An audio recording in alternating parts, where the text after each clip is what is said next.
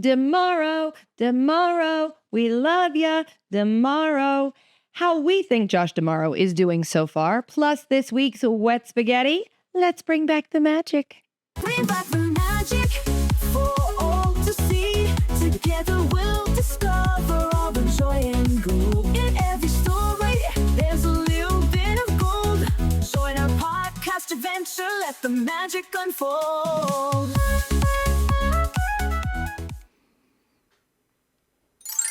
Oh yeah, oh yeah, oh yeah. Welcome to another episode of whatever this thing is called. It's called Bring Back the Magic. That's what it's called, guys. Get on board with it. And yes, these are my ears. This episode is brought to you by What's Your Passion Jewelry. Level up your merch game with What's Your Passion Jewelry. They create officially licensed premium jewelry, pins, lanyards, and more for the series fans love. From the nostalgia of Neopets and Care Bears to the epic worlds of the Dragon Prince, The Walking Dead, and Winx Club, their pieces are designed by geeks for geeks. From high-end sterling silver necklaces to limited edition UV rays pins, there's a premium stylish piece for every budget.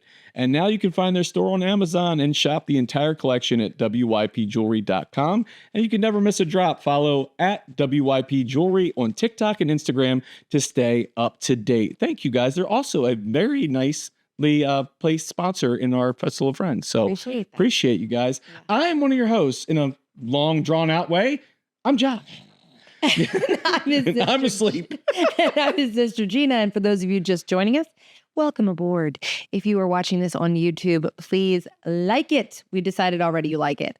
Subscribe to our channel. Hit the notification bell so you don't miss a minute of the magic. If you are listening to this audio version only on Spotify or Apple Podcasts, please give us a follow. And as always, drop some comments, guys. We love to hear what you think of the episode. Absolutely. And for the first time ever, I'm remembering to tell you that this is TV 14. So keep it clean for TV 14 and join Team TV 14. Yes. Okay, thank you guys. I appreciate that. Yes, I did it right this time. I'm feeling rather accomplished and out of breath. How are my ears? Okay. Yeah. For those of you listening, I'm wearing Mickey ears, and this is the second time. So if there's ever a trivia question of how many times has Josh wore ears on the podcast, then you're at a really lame trivia game. Yes. Then you're obviously somewhere we're controlling, and it's 2. So the answer is 2. If I had a nickel for every time Josh wore ears, I'd have 2 Here's where my career is going. It's not a lot, but it's weird. It happened twice. Yeah. It's definitely not a lot. Welcome to this show. Yeah, this TV 14 show. Right, exactly. So first of all, happy belated Easter to everybody, because this was this past weekend. This airs on Thursday, just after Easter. I hope everybody had a good holiday if you celebrate, and I hope they're all doing well. Gina, what do we think about our plans thus far for Festival of Friends? I want to talk about a little bit about that event right now, because I know this, if somebody can listen to this later and it doesn't have any relevance, but it doesn't matter. It's relevant now. It's going to be relevant now. That's the case all the time with the podcast, though. Like, you know what I mean? Like, unless... I strive for a relevance. Yeah, but I mean, at the end of the day, if that was the case, we'd only do our episodes live if it only was relevant, at one point. And now a dramatic reading. Oh God, not the Disney lookbook. I'll tell you, no, I'm hooked on phonics right after that. Did you not hear my read from the entrance? We know how we feel about people just reading things. Anyway, I am very excited. Very excited. You've put a lot of work into a lot of things that when we first started this idea, which again was end of last year, talking about how we wanted to do a magical meetup. We wanted to take the guesswork out of trying to coordinate meeting up with your friends when you're all in Disney at the same time. And we thought, what better way than to pick a weekend, everyone be together, but make it like a festival of friends. Everybody loves a good Disney festival. But instead of it being, okay, 9 a.m. we're here, 10 a.m. everybody, like anything like that, that's not fun either. Like, you don't want a vacation from your vacation. It's like a curated trip, basically a la carte. This itinerary is where Gina, Josh, and Missy are going to be the entire time. You opt in, you opt out. If you want to be there, if you need to step away and say, hey, I want to go back. How funny would it be if everyone did something opposite of us? They're like, that's where they're going to be. Thank God, guys. Now we know where they are to avoid them at all. Right, exactly. I'm sure that's exactly. What if I didn't show up to any of it? Like, Josh's going to be over here. Fine, Josh, I'll wear my red and white striped outfit like Waldo, and you got to find me somewhere in the mix. Well, like I was saying, with things like this, it's like, So if somebody says, I want to go back and take a midday nap, or I want to go meet up with a friend, blah, blah, then they know, they just look at the book and say, oh, at 4:00, I can meet back up with everybody here. So hopefully all the people that are attending this aren't over the age Do of you remember 85. when you asked me a question and then I went to answer it and then you decided? But this is us. Okay, this is us. This is what's supposed to be. It's a Anyway. conversation between you and I. Do we remember that? Right. Yes, exactly. This is exactly what our conversation. You guys butt out. Yes. But anyway, so I'm excited. Yeah, short answer. I'm very excited. Gina, and by the way, Gina has put together a phenomenal amount of effort into what she's done with some of the different activities that are in there. I'm excited about. I've got to get those for your knowledge. I have to get those all put together now. So But what's cool about this is we are our own target market, right? Like that's when it's really fun. We're making things we think are going to be fun. Right. Like what would we want to do? And because the friends that we've connected with are pretty much the same vibe as us, it's like we know they'll enjoy it. And what I really love about this, and you, me, and Missy were talking about this today, is like so many of the people coming are Disney content creators. And so many of them would love nothing more than to be invited by Disney to something instead of Disney always inviting the same people all the time, like we say. But, good for those people. But sour grapes, no, but would love to see that. And their content is What are their worthy names? of I it. want them. But their content is worthy of that. So we love that we can almost have, created our own Disney content creator event. And we really want everyone to feel special and, valued because they are. They really are. So I'm excited about those aspects of the festival as well, especially the swag bags. Yeah. Something in there. That's the thing is there people have said before, like obviously this is not a sanctioned event from Disney. It's not sponsored by Disney. It's independent. It's a meetup. That's what we call it. Yeah. And people are, it's like, you're not buying tickets to an event. What you're doing is you're participating in an event. What you purchased in there was being able to have the swag bag, the credentials and all this kind of stuff that we're doing, the fun things that are add-ons that obviously cost money. You can meet us in Disney anytime you want. And I'm sure there'd be some people that kind of straggle in, which is fine. We welcome them. That's what I said. I'm like, you're not like excommunicated. Yeah, you're more out than to, welcome to join. Just guys, just so you know. I'll be like, Gina, guys. Did I say guys? And so guys. These are so guys. I'm sorry. Let me pull out my guitar. Why do I feel targeted in this? Yes, let Gina not do that. You're making fun of me. Then you go, why do I feel targeted? Yes. I wonder why. You can't make fun of me when I'm already making fun of you. This is not, it's not, oh, the tables have turned, Josh. No, they haven't. Anyway, no, what I'm saying is when we all get together and there's going to be a group of people and everything, it's like, that's the more the merrier. Yeah. Like when you're at stuff and they have those things, obviously we have the program book and everything else that we're putting together, your festival passport. It's going to be fun. It's going to be fun. I think people are going to be pleasantly surprised by the level of things we're doing with this because it'll be a little bit. But we don't overhype it. Expect nothing. Yes, expect it to be terrible. So even if it's mediocre, you're happy. Yeah. Listen, even if you aim for mediocrity, Yes, you're like, exactly. here you go. Exactly. That's just it. Yes. But I have a feeling just knowing the people there, it's again gets back to what we were saying about the friends we made in the Disney community.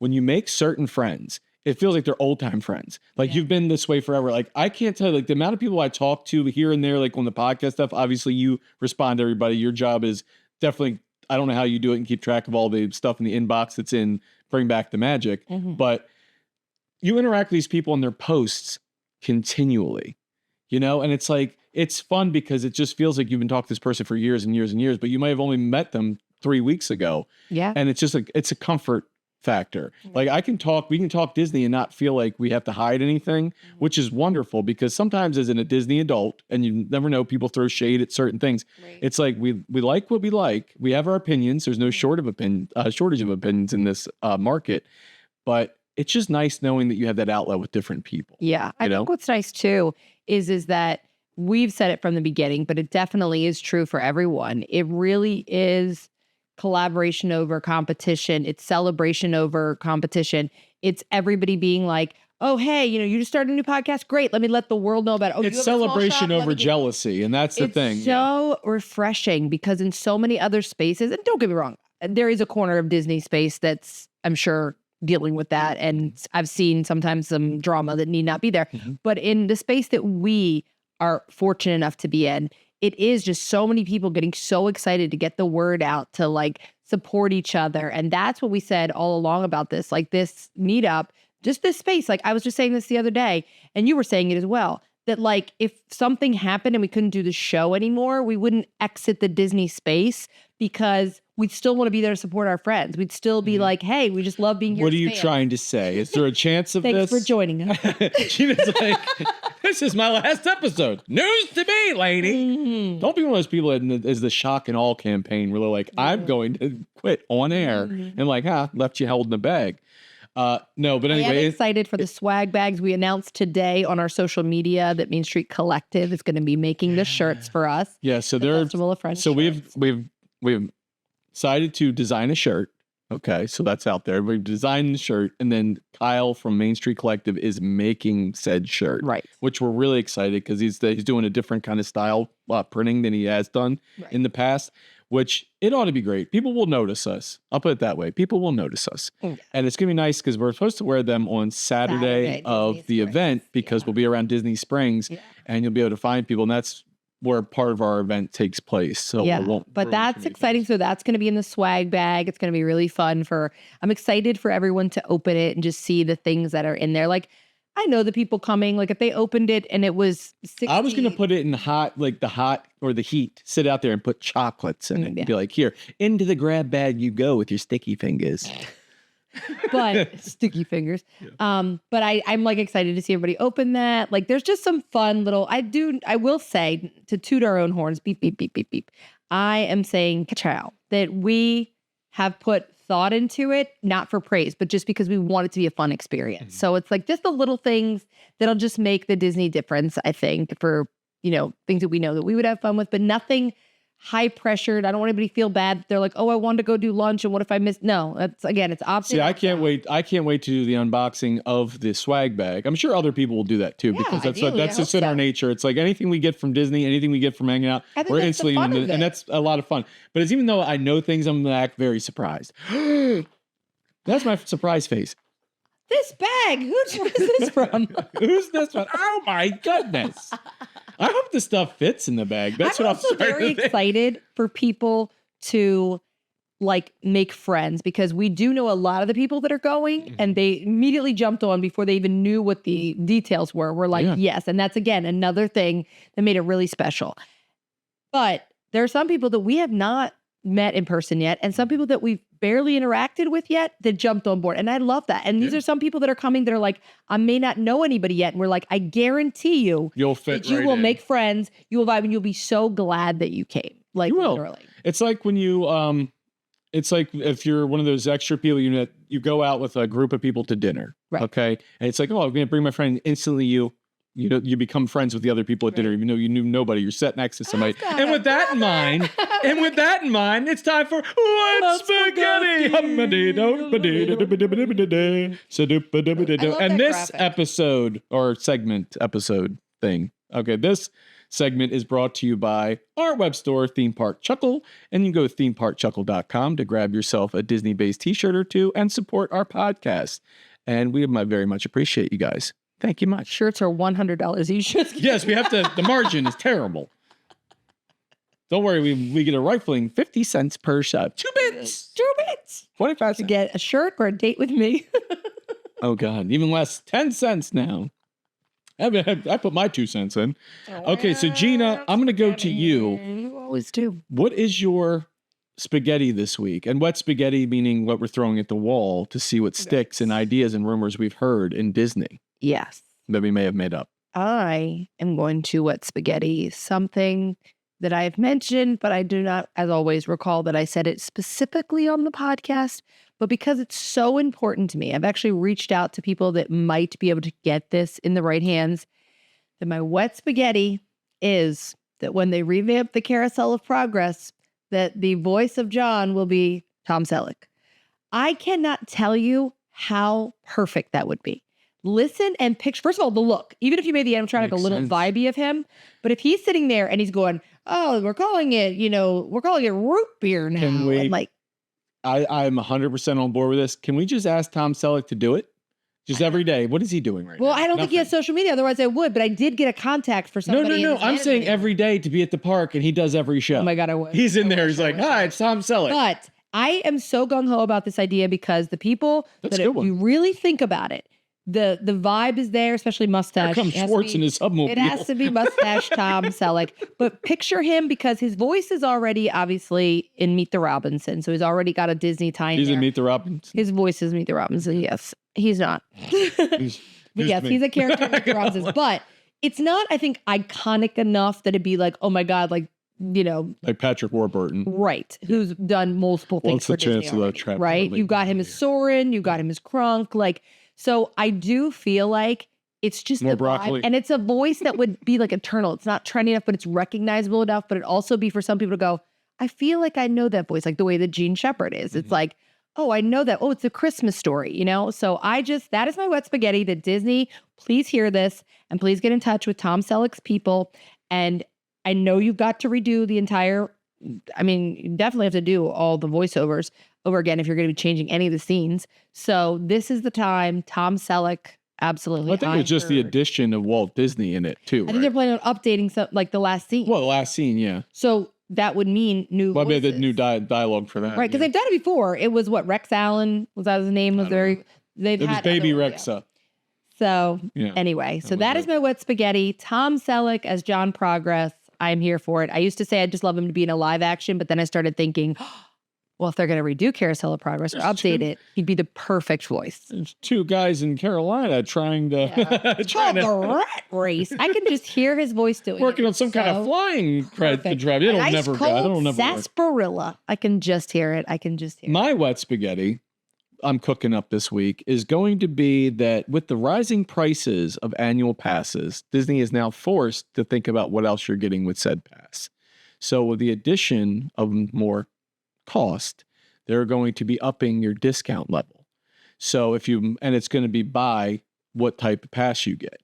Okay, so if you're this, you get whatever percentage, but if you get the Incredipass, you might get a 30% discount. If you get a regular, you might get a 25% discount on merch because it only serves Disney to be selling their merch in the parks. Not like they're sourcing it. It's theirs, it's their product, it's their IP. So they still make a lot of money and probably sell even more, and it makes up for that difference, but it also gives another perk to people buying an annual pass, which in our case, if you go a lot, is a necessity. It's not an option at that point. We were just talking about this the other day. It's like, because you're stuck in it. It's those golden handcuffs kind of thing for Disney. Because if you're a DVC member, especially, and you're going to be going multiple times throughout the year, a week-long pass, or opting to just go, here, I'm going to go to, it's not, if you're a real Disney fan, it is not an option to say, which day am I going to the park? It's which park am I going to? It is kind of crazy when you think about it, because I was just having this whole annual pass conversation with Kelly and Callie and Sarah, and it's $1,800 roughly, like after taxes and everything, for an annual pass right now for the Incredipass, right? for everything. Yeah. So the only way you can get the Sorcerer Pass is if you're DVC or Florida resident. Like you can't get that if you're. So the idea that you'd say, okay, well, the reason we need to make the pass so expensive is because, if you went a day here, a day here, a day here, that's how it would add up. But the locals pass is cheaper. So it's like the local person is going to be going more, but probably spending less when they're in there, because a local may not eat all the snacks. A local may not buy merch every time they're in there. But the out-of-state person who's now got to pay for a Disney hotel, the out-of-state person who's going to pay for the merch and the snacks and whatever. It is a tail wag the dog a little more. bit, but the fact is, even with, if locals, and it's good proximity to Disney, there's plenty of locals that go there almost every day, it seems like, in there. Even if they're not spending a lot, the frequency of them throughout the year coming to the park more and more and more, they're spending more money than the people from out of state, but they're trying to get out of state dollars But if you from those price people. the annual pass better, the out-of-state people would come. You know what I mean? Like, because you'd be willing to say, okay, if it was, let's say $800. I want less people to come because I want Let's to get say one it was thing. $800. Let's say it was $1,000 for an annual pass. Okay, and you said it's $1,000 instead of $1,800. Sold. I'll take two.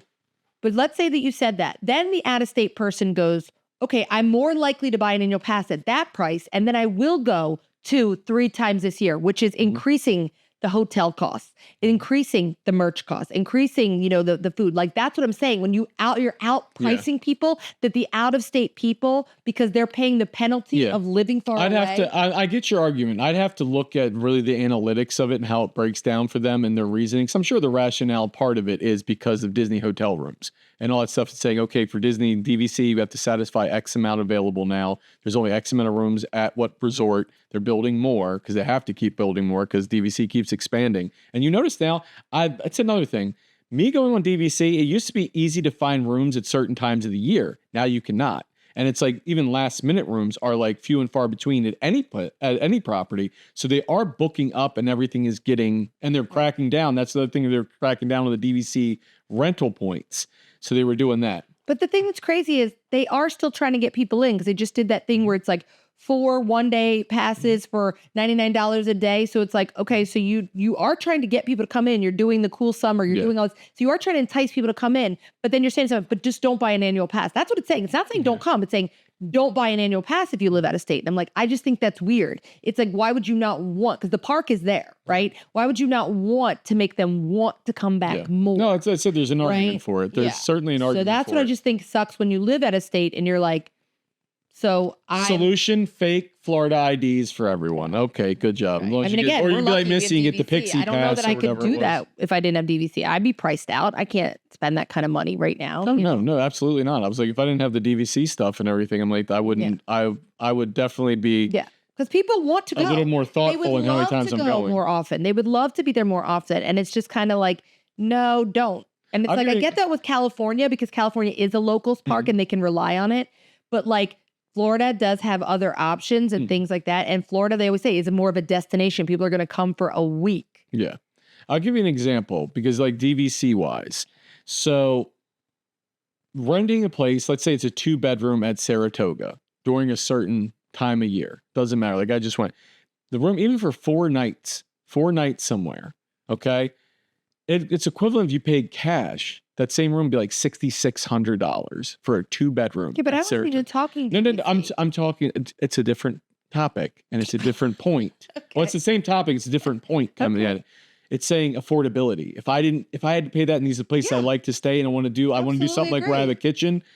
I can't afford to do that. I can't. So like without that, this makes it doable. That's why I said trying to think about how you're going to go to Disney or when you're going to go when the lodging is bigger concern to you because that's the bulk cost is in 2 things right now. It's in the lodging, actually 3 things: the lodging, travel costs, and airplane stuff because fuel has gone up, and then in your ticket to the park.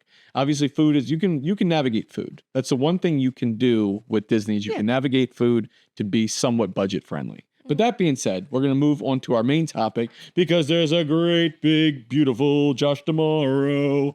Yes, isn't he handsome? So how are we grading him thus far? I would say I can't give him a grade of what he's like because nothing has happened yet. But the willingness to explore options on things and him making immediate decisions like the expansion of Villain's Land, we're saying we're not thinking big enough. And this is probably something I'm willing to bet that when he was sitting with Bob Iger before, and they were trying to go and like you hear the bean counting and doing all this stuff, and said, okay, this is what we're going to do. This is what we always do. Because sometimes you can become complacent in something and say, okay, well, this is good enough. I'm like, the U.S. parks have always gone by good enough. So you need to change that thinking to better than.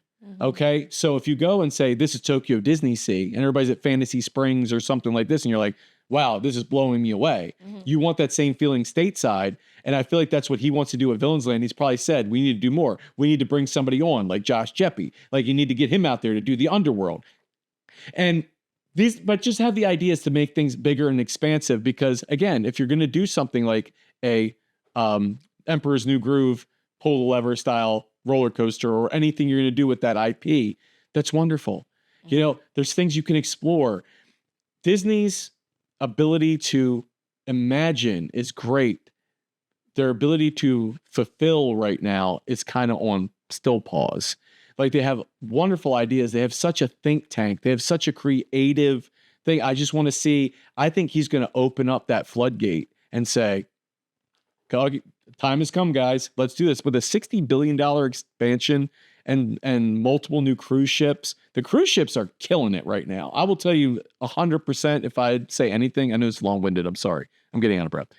But they're killing it because the things everybody's hoping that this new thing they showed near the Haunted Mansion is like a 4,000 square feet, that they're going to go and build a Haunted Mansion parlor, because they said the one on the cruise ship is absolutely phenomenal. Like every piece of it, apparently the interactiveness, it's incredible. Mm-hmm. I would love that. Like it said, not that Magic Kingdom needs to be overrun with bars now because of Beak and Barrel and all this stuff, because you want to keep it more family friendly and people aren't there just getting trashed. That's why the time limit in Beak and Barrel makes sense, because they're really not trying to advocate people getting there and getting sloshed and coming out and being real pirates. It's not a cosplay situation. Mm-hmm. But I'll let you get to your point stuff, because obviously I've talked a long time. Welcome to my Josh talk. It's got me to a point where I'm more excited than I've been in a long time about somebody coming in. I'll tell you this right now. Bob Chapek, there was no warm and fuzzies. There was no, wow, this is the new Disney. This is what's going to happen. That's not how I felt at all. So I digress. I feel like this is definitely hitting the mark of reminiscent for what we loved, which was the Michael Eisner era. And again, we're not talking what people in the offices the thought. Customer service, the fan experience, guest perspective. Yeah, fan experience. Back when I used to manage the spa, that was when I really first learned about the concept of, your mission statement and your core values, and the real importance of that in a business, because we've talked about it before. If you're not teaching the people the why we do it, then really the how we do it doesn't really matter that much either. It's like what you're doing. So it's Simon Sinek, start with why. Yeah. So for Josh Tomorrow, it gives the vibe of getting back to why Disney does, because it would be very easy, and I think that's kind of the direction they were going when Epic opened, to be like, okay, well, then we need to do that. Mm-hmm. And the only thing they need to do is deliver, like you just said. That's the only thing that they're doing that Epic does that they need to do. Hearing that he said, go back and make Villains Land better, go back and make Monstropolis better. Those are exciting because, again, and I agree with you, we've said it, that they've just done that'll do. Give big promises and then draw back.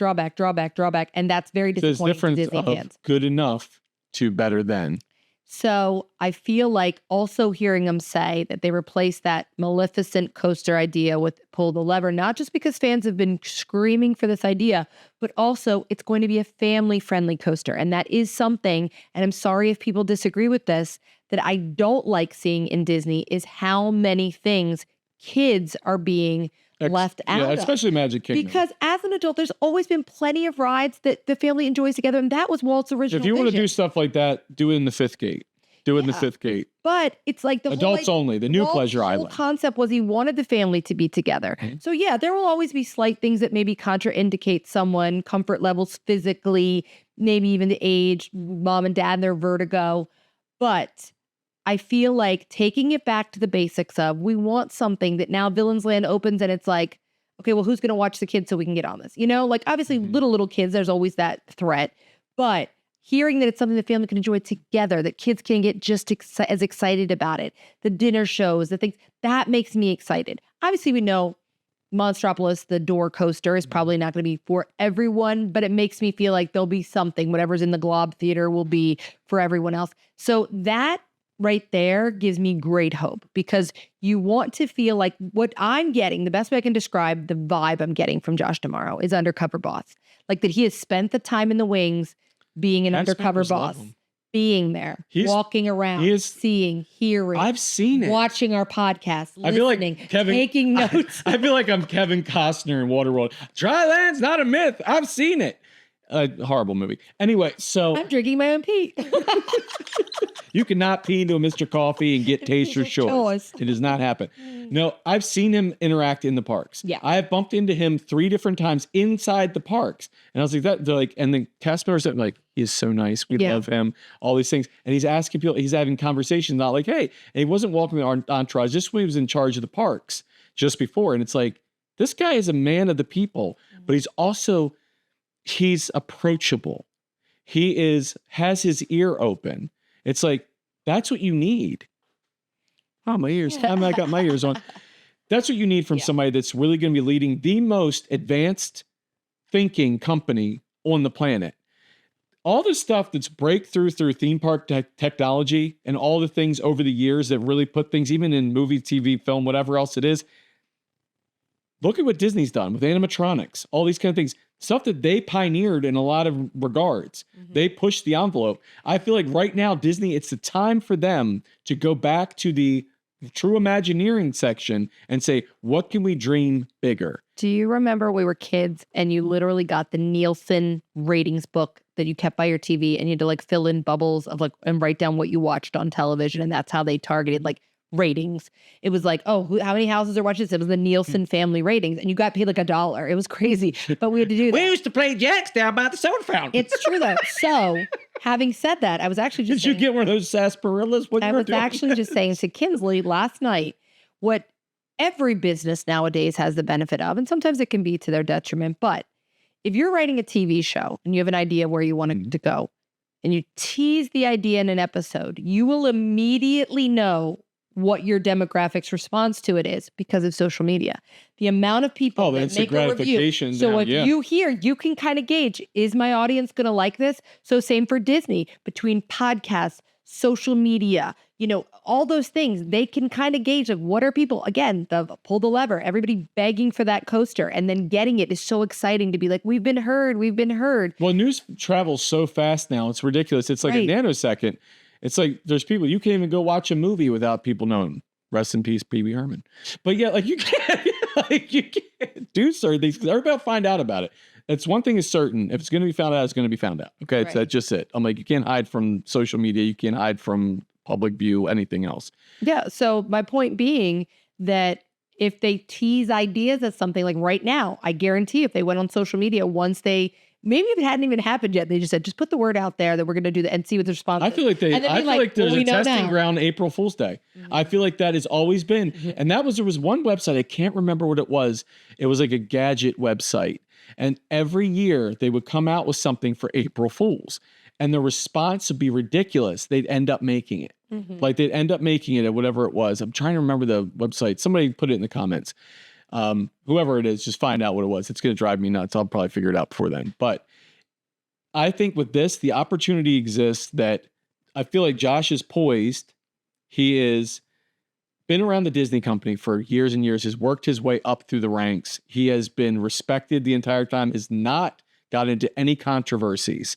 He has not been a party to any of those kind of things. He's been super inclusive of things, ideas, whatever else it is, but he's just been thoughtful. And we're also hearing rumblings now of things like maybe annual pass prices will be revisited, because I want to do a whole episode about it. I've been using this text feature on TikTok, and the feedback I'm getting on a lot of the questions I'm posing is really like interesting, I think, and podcast worthy. And it's kind of the whole reason I'm doing it, to hear what other people say. But one of the biggest things, and it sounds like the obvious, but it's not something you should overlook, is I had posted something saying like, what's something that left Disney that you'd love to see come back? And people are affordability. They're not saying cheap. I mean, some people would love that, but they're saying, I can't afford you. Like, we are in a society now where people are struggling, like, their gas costs for their cars, but also their heating and cooling for their homes and their fuel for their homes. And It has since gone up, but I was like, okay, here it goes back to legalizing marijuana. Okay, let's put it this way. It has gone up since. But literally, I went to the pump the other day and it was $4.20. I go, even gas is high nowadays. I go, it was $4.20. If you know, you know. So dirty potheads. All right, here. Anyway, it is. The costs have rose across the board. Yeah. They really have, for everything. Because people want to go. And again, we understand the Four Seasons isn't going to be $200 a night and be like, oh, no, it's like $1,500 we understand, a night. But Disney, minimal. We've talked about before, Disney is charging Ritz-Carlton prices for things and not necessarily delivering Ritz-Carlton. And remember, we keep it 100, as the kids say. I'm going to keep it 100. On the land, the sea. Yeah, I'm going to keep it 100. So you go to certain hotels that do need a little TLC. One of my favorite DVC resorts is Old Key West. I really love it, but you can get the wrong room at Old Key West. You can get the one that's kind of like if you went to Get the wrong bungalow if you're you. Cocoa. It's kind of like if you went to Cocoa Beach and you were like me that got stuck in that Motel 6 that looked had like the there was a hole in murder. the door? Yeah, there was a hole in the door. corner there was missing a of the bottle door? opener on the sink. And I'm like, and it was rusted. And then your there was microwave sitting there on was your mini half a fridge light- by the front door, but there was a bottom lower corner of your door was missing. I was like praying. And so for the you that rats night. could I get was out. Worried. But I was like, I think I was going to get tetanus. I thought I was going to Rat get tetanus door. by laying in the bed. I'm like, that's not even metal. But what I'm saying is, like, you go into Old The Key West, there's vibrating bed didn't have a there's place to times put where you can quarters. see, because it's the Florida weather, there's the humidity, there's everything else where it Yeah. hasn't been as cared for, and it might have bubbling paint, it might have something where it looks like some like water Which wasn't damage. the case before. And it was And always it all up. comes Yeah. back to when I say staffing, I don't even mean staffing like, oh, they're not hiring the right people. They're not hiring enough Oh people. no, the staffing, and they're not to blame. The people No. they're doing a phenomenal job. Yes, they're not hiring enough people. Well, with that clip, They they're doing physically cannot keep up they with cannot the demand keep up of with these the things. amount of work they're asked to do. They're asked to do the work of 7 people when they can barely do the one of 1 right now because it's so Yeah. time consuming. Mhm. And you got to hand it to them. They do a phenomenal job. The maid staff, the landscapers, the concierges and Maintenance. things, Thanks, the that's maintenance studio. people, everybody else in there, they're so helpful. You know, it's down to everything. Everybody at Disney is usually pretty great to work with. Even the lifeguards at the pool, you know, these kind of things, they've got to, no diving, no diving, no diving. No diving, sir. Lap time. Out of the pool is prolapse. You guys haven't seen that's the Jim Carrey's where he's the yeah, lifeguard to that's the hot tub. So basically at this point, what I would like to see is obviously it's D23 this year is going to be, my opinion, is probably going to be off the hook. I mean, they still got tickets Can't for it 'cause I wait. think it's fallen off as far as attendance stuff. I was going to say that's what my West Spaghetti should have been. Is one thing I say they should sell a virtual ticket to that because they'd only make a ton more money. Why does Disney not want to? I don't think anybody who pays to physically be there Yeah. would be angry. Make the ticket as high as you want, but people being able to watch in real time and see the stuff that's in the halls and be able to watch it virtually. Why? Yeah, I'm pretty sure not? they do it within the convention too, but I'm like, they should probably turn that on at some point. So Because be like, that listen, would announcements be- are announcements. stream it on Disney People are Plus. streaming it from it. So it's Stream like, it on they're not Disney Plus. spoiling anything. But I fully expect that we will get announcements involving an opening date for Villains Land because I feel like they have to make that announcement. They'll firm up more details on some of the other cruise ship stuff, but I feel like if I had to guess, you would get a Disney animation announcement of some sort where it would be, here's the next project we're working on. Yeah. Right now, this is going to set to do this. Or maybe as they keep going and rebooting animated things into live action and all, I don't know how I feel about certain things back and forth, but maybe the reboots don't have to be a true reboot. It's just a reimagining of certain things. Not saying let's change the characters and all, maybe with current technologies. Classic animation is beautiful. I love it. It's simplistic. And I'd like to see, because there was rumors they were going to go back to that and say, oh, let's do actual true painted cells, do these Or kind of just things. even the style of animation because they've gotten into these like big eyes characters, like when they Oh, did, like, everything's a lot more manga and anime. Yeah, as opposed to like maybe get back to the classic storybook style animation. You know what's wild, Josh, when you were saying about the cruise ships? It's really wild when you think about the distance in time between the magic and the wonder, the fantasy and the dream, Mhm. and then the wish. And then it was like treasure, boom, destiny, boom, adventure, boom, now believe, boom. It's like they're like chuk, chuk, chuk, chuk, and then another one's gonna come out the year Because after Disney that. knows, and I guess they got a pretty good lid on it through these shipyards. Disney knows when they're ordering one, they're not just ordering one. They order multiple and they go to work on them because it doesn't matter. It's again, building widgets. It's that old like saying, it's like, here, what's a widget? It's just this. So remember, all the rooms are assembled off site. If you're doing the same structure of a boat, of ship, they hate when you call it boat because everything's nautical. Yeah. Like, it's a ship. Okay, I gotcha. That's like Well, I don't have a what we boat call or a Camden ship. Yards, a stadium. It's a ballpark. So they'll assemble these rooms and they're all plug and play. They're like, okay, you got the same ship design as the Wish. What I would really love to see, and they did it with the Adventure because the Adventure's a bigger ship because it was bought by Disney. It's right. tighter quarters and things from what I heard because it was more for the Asian market. They're Right, used but to not as smaller bad. rooms. They definitely did make some revisions. Yeah. Because So, but you have a lot of things. You have that Central Park feel and all that stuff like you would on Royal, yeah, that which looks I love. really cool. I wish they'd have If one they of could our build own. something, Yeah. I think that most of the Disney ships, if I had to guess, are just over 100,000 tonnage or whatever. If they can get one that's not 200, but getting Virgin to it and do a mega ship for Disney, the stuff that Royal does like really well, because now the Hero of the Seas has like the Ultimate Treehouse. Family Treehouse, which let's be honest, I mean, I'm not spending $200,000 a week because I don't have $200,000 to spend. Is that what that costs? Yes. So That's it's for like, a high roller. so No this one's is gonna like actually pay it cash. sleeps like 1,000 people or something. I don't know. It's ridiculous, but it's gorgeous, and I'm a huge fan of Royal Caribbean. I think Yeah. Michael Bailey over there is an extraordinary visionary, just like like a Josh D'Amaro is. Yeah. But if Disney could do that, imagine that. Just imagine you could be like Tarzan's treehouse, like this kind of thing. But Disney's just got to be wary because we've talked about. I would not want Playgrounds. them to lose what they have, which is there is an intimacy of a Disney ship that makes it, feel a little safer, feel a little quainter. Like when things get too big, sometimes there is such a thing as too big, and you lose a little bit of the magic when things become too. There is such thing as too big. I know. I'm trying to lose weight because my belly was too big. But I do feel like the magic on the Disney cruises, like we've said, is some of the best they do. And I think a lot of it There is is because intimacy the to staff it. lives there. It is the same staff. You are getting like relationships that you are building with the Here's cast what members. I'll say. This is like wet spaghetti kind of things, but I will say if they did a size up from what they're doing now, because I forget where this would fit into like Royal's fleet, because they have like the Explorer class or whatever it is, and this like the Oasis class, and then they have the Icon class, all these kind of things. They have different ones. They have a Discovery one and things coming out. Where these ships would land in there, but if they had one that was below, like more in the Oasis class of ships, which were the biggest ones until Icon came out. If Disney had one of those, the amount of extra things, not just the theme dining, the theme areas. Think about like when you had like the sweets place where it was Vanellope Von Sweets, like it was like all this stuff. They have the ability to theme so much more and have things you can like do a specialty dining, more of like ones you could pay to go to that weren't part of the rotation, much like your Palos and all that kind of stuff. Yeah. And Remy's. But if you could do this and you make things that are even more in that animation kind of deal where it has a little more flavor, but you give the kids like that boardwalk feel where you're like, okay, you have a little playground area for kids. And during the day, they have this kind of stuff.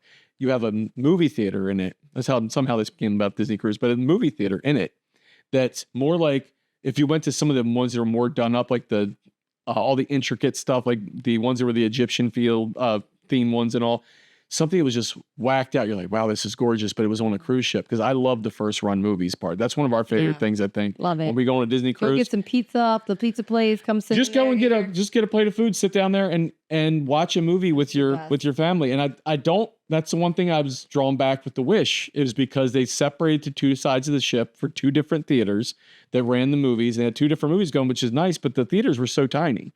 They were tiny. They were very intimate, but it was like I went to somebody that had a lot of money. I went to their house and was in their movie theater. It was different. Like the Neverland, I didn't get it quite the same way. By the way, I know why women get those headaches from these things. This hurts. Yeah, I was gonna say.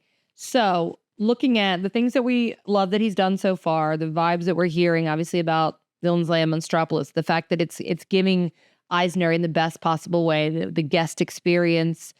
We've heard a lot of other little like rumblings about things I would like to see. And we talked about, because I'd like to say, what else do we want to see?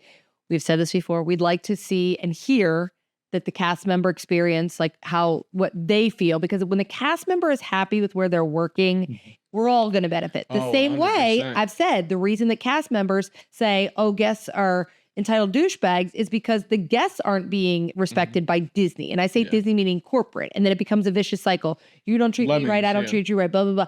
But so if the cast member experience could improve, I would love to hear that and hear that they are feeling appreciated. And then in turn, the guests feeling appreciated. That would be great. A very symbiotic relationship. But what other things would you really like to see? Okay, well, I'll tell you right off here? the bat. Right off the bat. That? I don't know. Don't even worry. I was This drinking here's our before site. Yeah, I was drinking before this. Where's my brain? I didn't talk the thing. Anyway, so one of the things I was going to say, remember when I told you I was like, okay, good enough, better than. Okay, I would like to see whatever's the concept live up to the concept. It's not like, oh, here's what was promised, here's what was delivered, much like the new Communicore section and all these things. Like, here's what we told about Communicore Hall was going to look like. Here's what it actually ended up looking like. Those things. But one thing they could do is they want all this Instagram-y kind of things. They want the social media buzz. They want to stay relevant. They want people on there. What is the one item that cannot fail to get on social media first. We all do it. And it's like when you go out to eat and you had somebody takes a picture of their food, like, oh, this way, send it to somebody, whatever else. The snack game. Mhm. They need to take a page out of Tokyo Disney Sea. Mhm. So when you have these things, whether it's like these mochi kind of things or whatever else, but like these different ones that are shaped like different characters and you're sitting there doing in it. general just needs to take a tip And we from all give, like I anybody. said, we all give a great pass for theme park food. It's good for that, for theme park food, but you're not going to sit there and say, I have the choice and I'm a limited budget on a Friday night. The I'm going to go amount buy of something I'm going times to find I there. see snacks. Of course, I on would Inst- eat at Liberty Tree because I do like Yeah, Liberty the Tree. amount of Stovetop and times I turkey. see snacks on Instagram and I get to the park and then I just don't buy them because I'm so worried I'm going to be like let down. And for the amount of money, you're like, I'm not going to do it just to take a picture on Instagram. You know what I mean? Like, Yeah, it's like, you don't I wanna do want that. to enjoy it. And I wanna sometimes you like go it. in and indulge in a snack that you've done a couple times and it's still terrible and it's called a cheeseburger spring roll. But you know what? I'm sorry. I can't know get on, but you guys like, you act like it's that Dear good. Josh It's tomorrow. not. Mickey pretzel should not be $9. Okay, I'm gonna put that out there. That is, it's almost Yeah, the $9. Rudders down the street here, because we're in Pennsylvania. The Rudders, it's like $1. It's the best pretzel ever. Yeah, look Like- at the guy from Costco talks about the $1.50 hot dog that Yeah. they're never changing the price of That's that. kind of, okay, listen, I love this guy. I really do. But I don't want to watch this guy eat a hot dog and tell you I how don't good want it to watch is. anybody eat a hot. That's like, what was that idiot? Okay, what was it? It was one of the, who was it politically? And I don't care who it is. I don't care what side of the aisle you are on. I don't care. The one guy was talking about the vaccines and he goes, oh, you mean I can get these French fries and this burger? And he's eating it. I go, I want to shoot. I want this guy to die on television because I have misophonia. And he's like, eating. I'm like, stop eating French fries on TV. Yeah. It was gross. And the way he's eating, I'm like, I don't like this guy. I don't like it. But he was trying to get, we were trying to get people to get the vaccine and everything during COVID. They're like, oh, you mean if you go and get your vaccine, we're going to give you this free burger and fries? And I'm like, what are you guys trying to sell here? Clearly, it's all about health. This sounds like the devil. You're like, are you hungry? Nothing says we Take care about this. your health like free donuts. Yes, exactly. We need to worry about your health. Eat this saturated fat. Good. What a jackass. Anyway, so it makes zero sense. But yeah, here we go. Here's So what I'll say. was the other thing you'd want to see in the snack game? The snack game to go up and then also get back to the real true Imagineer part of things. So when you go and you can design something, like think Pandora. Mhm. Think like, okay, that was outside the box. It was something, okay, we could do this. Really a wow factor. Don't make them hold back. Let them. Well, the thing is, I hope that Josh really chases Universal and actually goes past them. Like I said, maybe this is this turtle race where you're like, you let them. turd. This It's turd a in the turd punch race. bowl. Yes, turd. Let's polish this turd. This turd in the punch bowl. I feel like at this point, remember, you're at a point right now with Epic Universe, okay?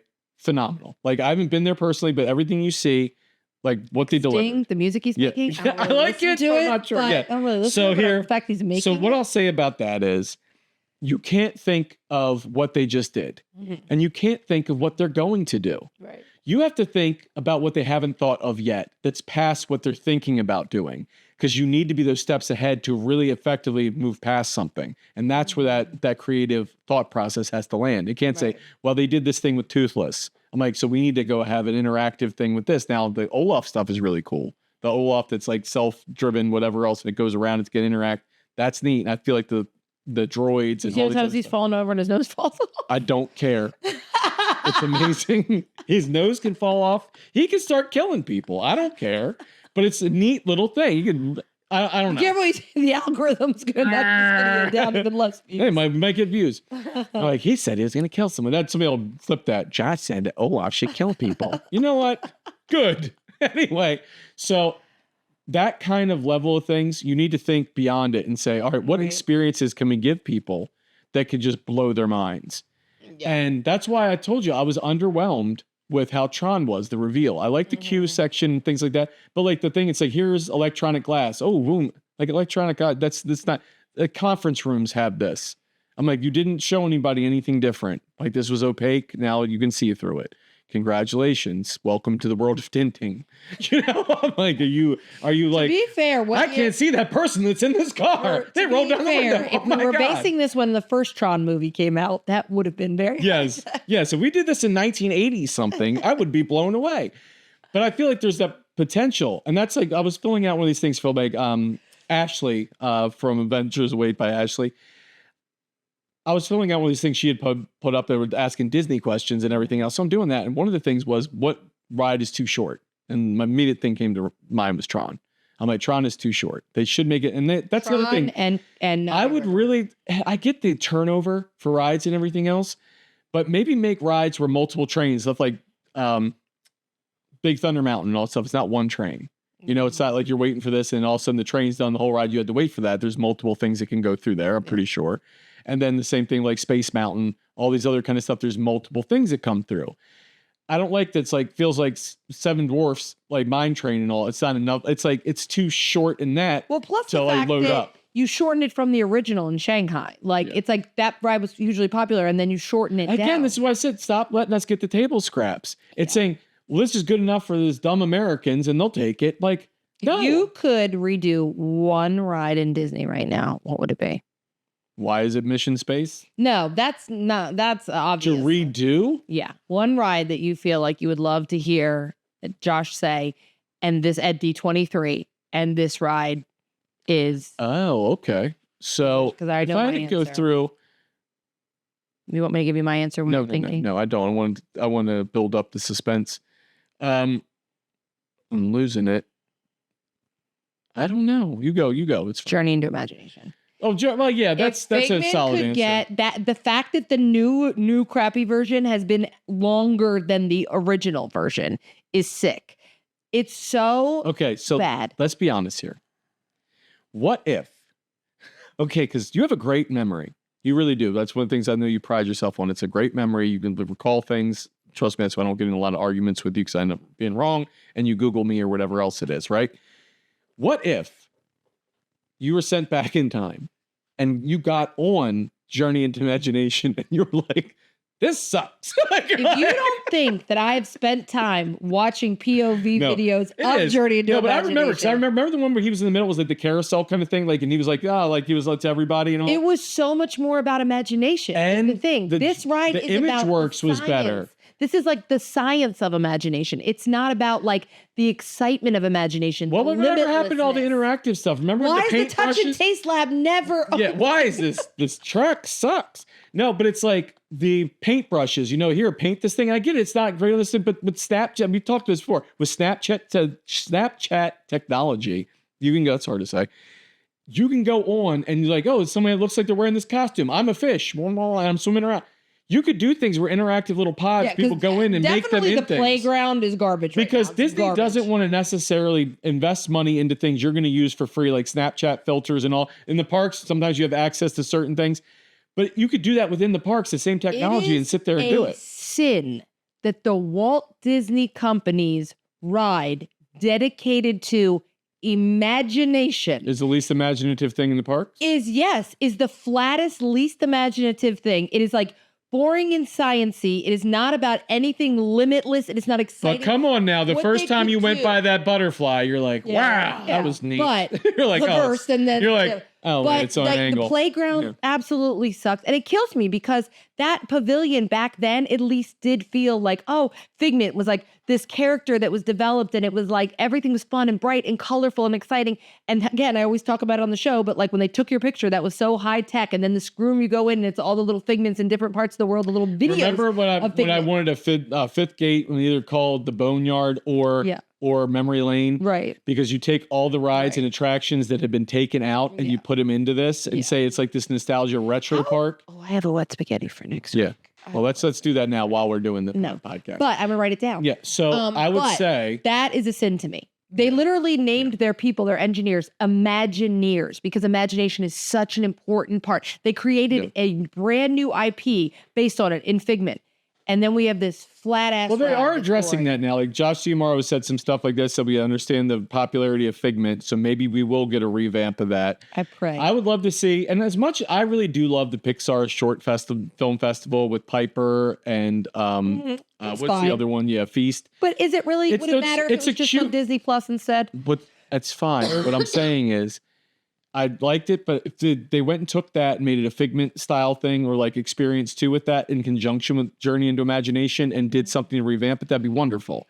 I also think that they should do a little bit more with like the DVC lounges and all that stuff to kind of maybe theme them a little better here and there. McKim's isn't too bad, but it's just like, I feel like they just need more real estate for that.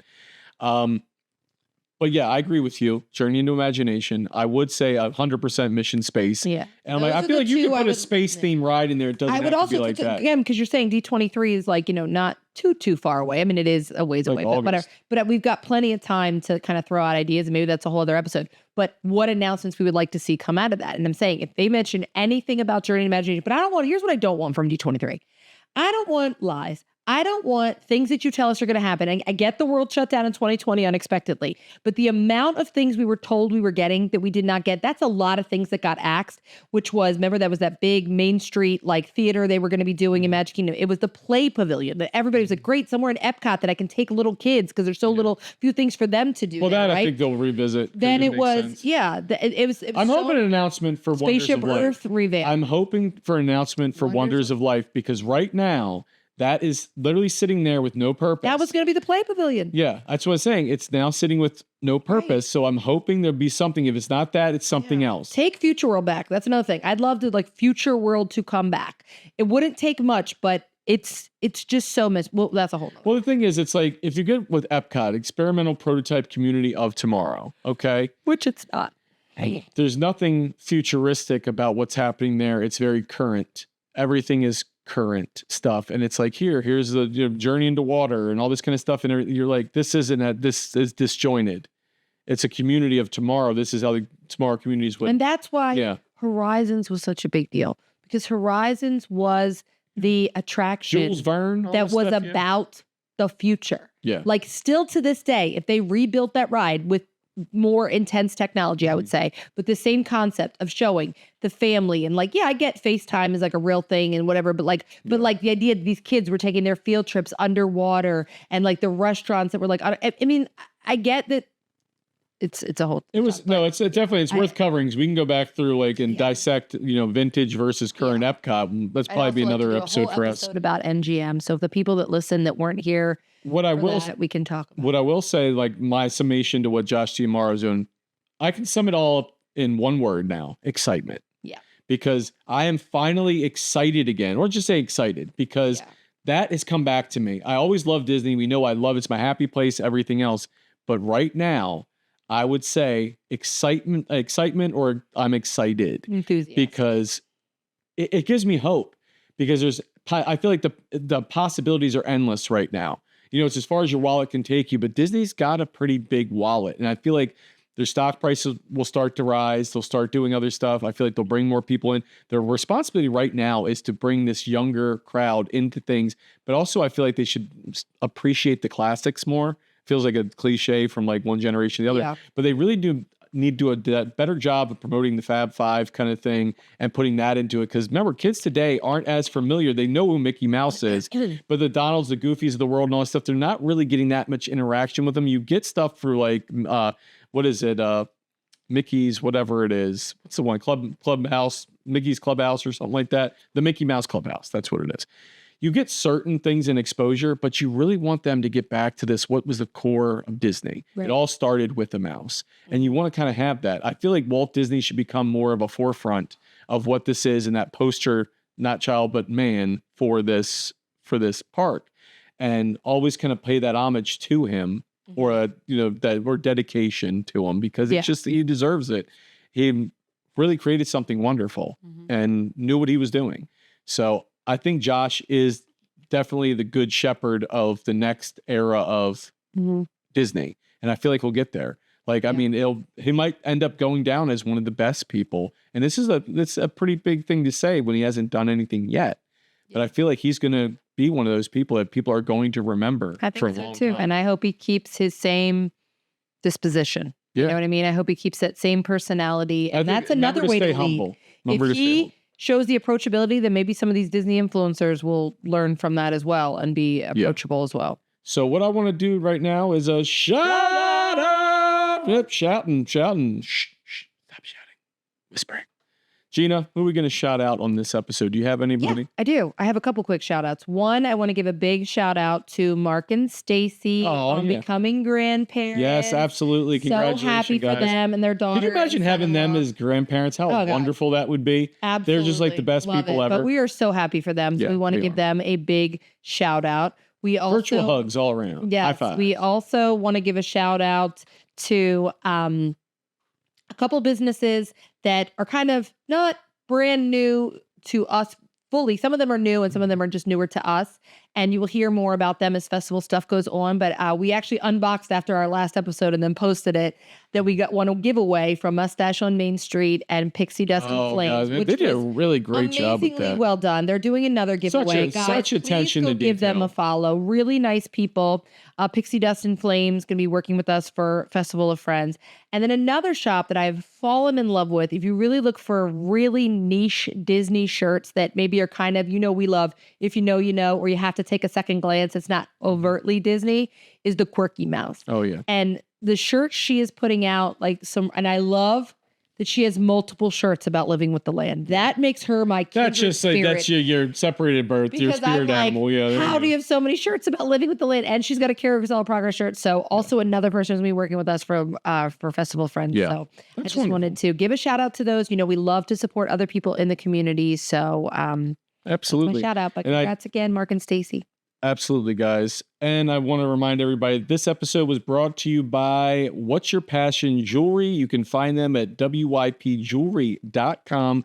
Another sponsor for Festival of Friends. Thank you guys for sponsoring the episode. Thank you. And make sure you guys check them out. They really do make high quality stuff. At one point, they had a Marvel license. Yeah. And I had some Marvel jewelry that I still have that is just they're great. Yeah. Run by like Ari and Navi, like brother, sister.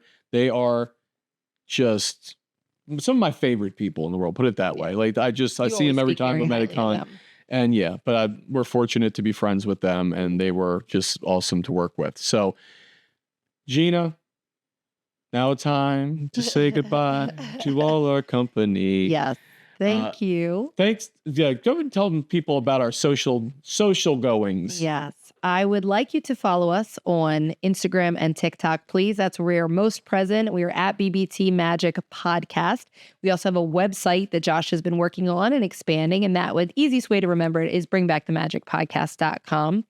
And obviously, if you're watching us right now, YouTube, give us a subscribe is what it's called. Here, subscribe.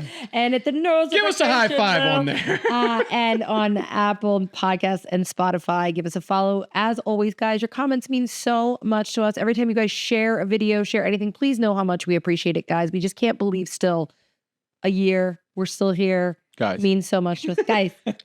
Use guys, and so use guys, and so on that. And note. So guys, she is so guys. Anyway, thank you guys for joining us. Please watch your head and step as you exit the podcast, and we will see you next time. Bring back the magic for all to see. Together we'll discover all the joy and glow. In every story, there's a little bit of gold.